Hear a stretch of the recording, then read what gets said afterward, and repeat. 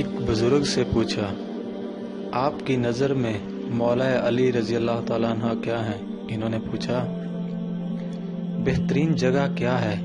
میں نے کہا مسجد۔ انہوں نے پوچھا، مسجد کی بہترین جگہ کون سی ہے؟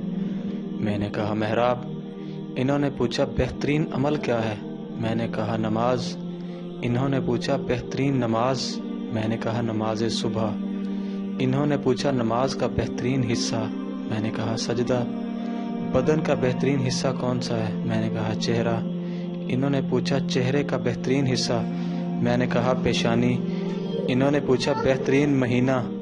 میں نے کہا رمضان۔ انہوں نے پوچھا، بہترین رات؟ میں نے کہا شب قدر۔ انہوں نے پوچھا، بہترین موت؟ میں نے کہا شہادت۔